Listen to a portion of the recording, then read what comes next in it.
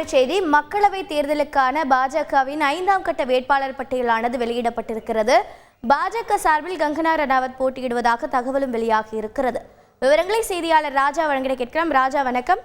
தற்போது வேறு யாரென்ன நட்சத்திர வேட்பாளர்கள் எல்லாம் போட்டியிட இருக்கிறார்கள், விவரங்கள் என்ன?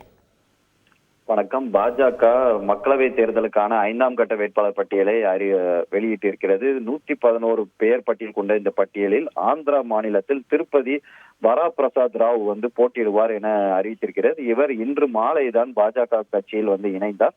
அதே போல் மேலும் சில அதாவது பீகார் மாநிலத்தை எடுத்துக்கொண்டால் பாட்னா சாஹிப் தொகுதியில் ரவிசங்கர் பிரசாத் போட்டியிடுவார் என அறிவிக்கப்பட்டிருக்கிறது. பெகுசாராய் தொகுதியில் கிரிராஜ் சிங் போட்டியிடுவார் என அறிவிக்கப்பட்டிருக்கிறது. ஆரா தொகுதியில் RK சிங் போட்டியிடுவார் என அறிவிக்கப்பட்டிருக்கிறது. அதே போல் ஹரியானா பார்க்கும்போது குருஷேத்ராவில் நவீன் ஜிந்தல் இவர் 8 மணிக்கு தான் காங்கிரஸ் கட்சியிலிருந்து விலகிட்டு பாஜகவில் இணைவதாக அறிவித்திருந்தார். அவர் முன்னாள் குருஷேத்ராவின் முன்னாள் எம்பியும் கூட, மேலும் தொழிலதிபர் என கூறப்படுகிறது.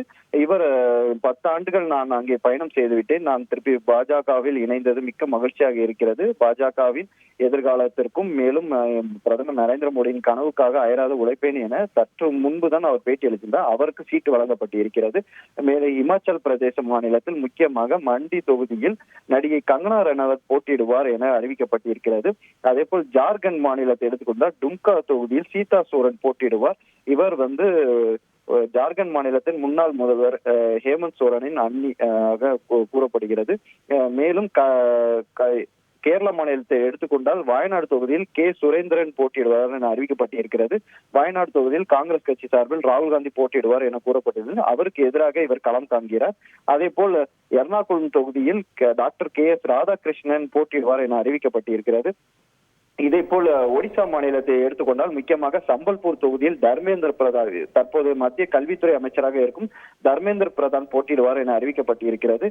அதே போல் உத்தரப்பிரதேச மாநிலத்தை பெயர் பட்டியலை எடுத்துக்கொண்டு பார்த்தால் இதில் முக்கியமாக சுல்தான்பூர் தொகுதியில் மேனகா காந்தி போட்டியிடுவார் என அறிவிக்கப்பட்டிருக்கிறது. இப்படி பல்வேறு முக்கிய பிரபலங்கள் இந்த பட்டியலில் இடம்பெற்றிருக்கிறார்கள். விரிவான தகவல்களை வழங்கியதற்கு நன்றி ராஜா. செய்திகளை உடனுக்குடன் தெரிந்து கொள்ள உடனே சப்ஸ்கிரைப் பண்ணுங்க.